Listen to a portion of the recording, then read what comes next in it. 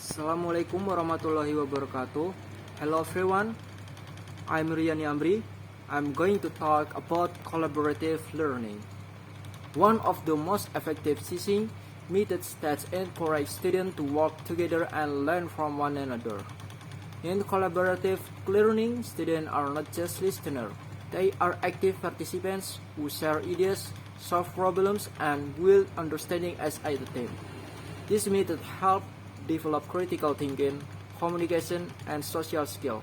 It also makes learning more engaging, fun, and meaningful.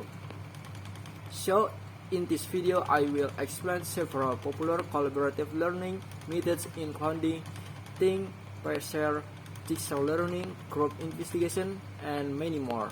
Let's explore how each method works and how it can help students learn better together. Yes, definition. Collaborative learning is a teaching method where students work together in small groups to achieve shared academic goals. They exchange ideas, discuss problems, and learn from one another through teamwork and interaction.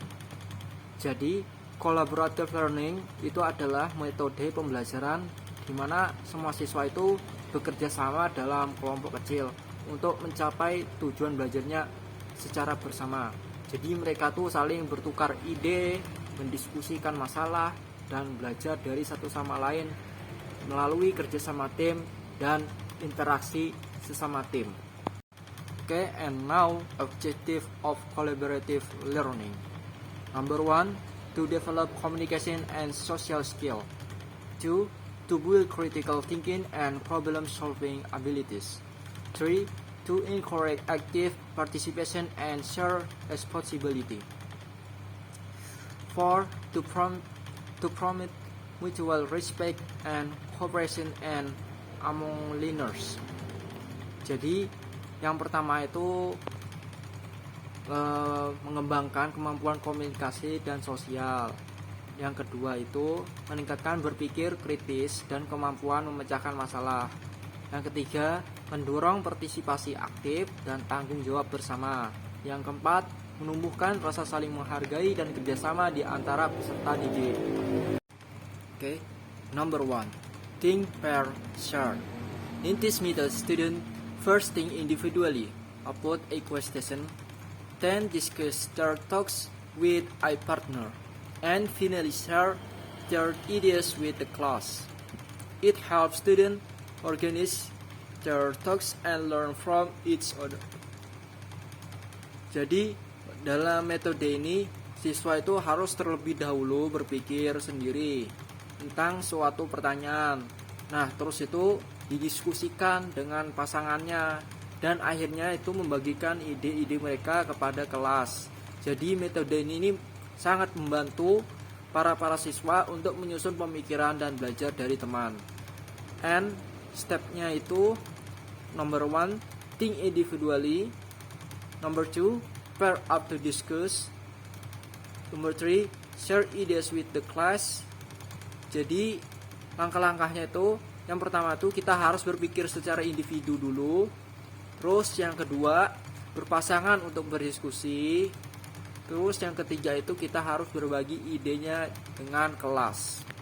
Jadi contohnya misalnya guru bertanya, what are the advantages of teamwork?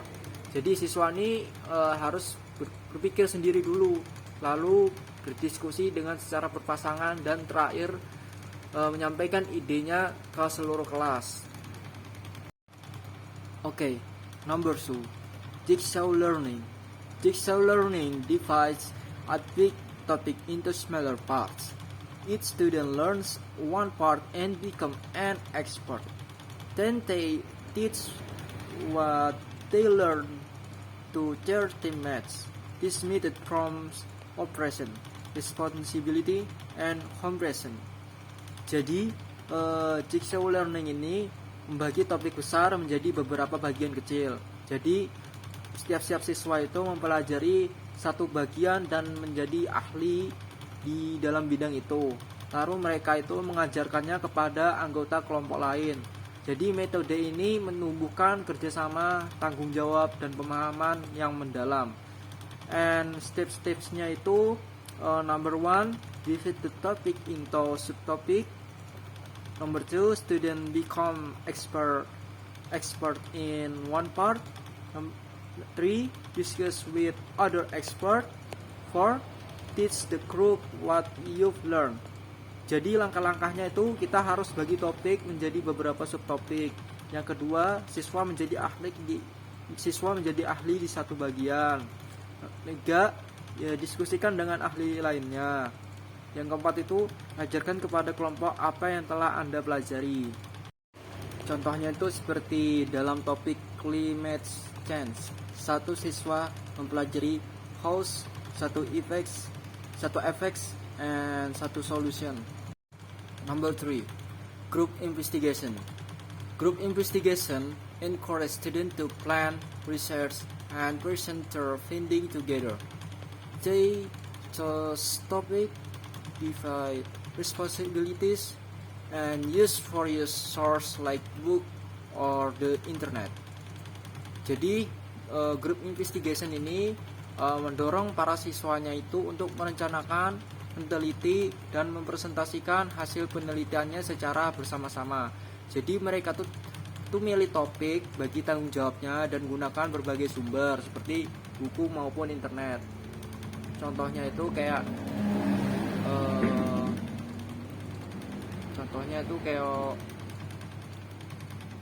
topik healthy lifestyle. Jadi tiap-tiap kelompok itu meneliti makanan sehat, olahraga, dan istirahat cukup. Step-stepnya itu choose a topic of interest, divide the group roles, collect and analysis information, present the finding creatively, poster, PowerPoint, or video. Jadi langkah-langkahnya itu kita harus pilih topik yang menarik. Yang kedua itu bagilah peran dalam kelompok. Yang ketiga, kumpulkan dan analisis informasi. Dan keempat itu sajikan temuannya secara kreatif, secara buat poster, PowerPoint, ataupun video. Number 4, round robin discussion. Round robin is a group discussion where each member takes turns to speak and share ideas. It ensures everyone's voice is heard and prevent domination by one person. Jadi round robin itu adalah diskusi kelompok yang dimana setiap anggotanya itu harus berbicara secara bergiliran dan menyampaikan ide-ide mereka. Jadi metode ini menjamin semua anggota berpartisipasi dan tidak ada yang mendominasi. And step-stepnya itu number 1, teacher give one question. Number 2, each student share one answer in turn. 3, group summarize all ideas together. Jadi langkah-langkahnya itu kita sebagai guru harus memberikan satu pertanyaan. Yang kedua itu setiap siswa itu membagikan satu jawaban secara bergantian. Yang ketiga, kelompok merangkum semua ide itu bersama-sama. Contohnya ada satu pertanyaan, how can we save water at home? Jadi setiap siswa itu harus jawab harus menjawab bergiliran. Misalnya take showers, turn off taps, and lainnya. Number 5, problem-based learning. Problem-based learning is centered around real-life problems that students must solve collaboratively.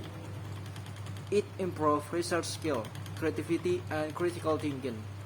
Jadi problem-based learning ini berfokus pada masalah nyata yang harus diselesaikan siswa secara bersama. Jadi metode ini meningkatkan kemampuan riset, kreativitas, dan berpikir kritis. And stepnya, number 1, teachers present a real world problem. Number 2, student discuss possible solution. 3, conduct research and gather data. 4, present their solution to the class.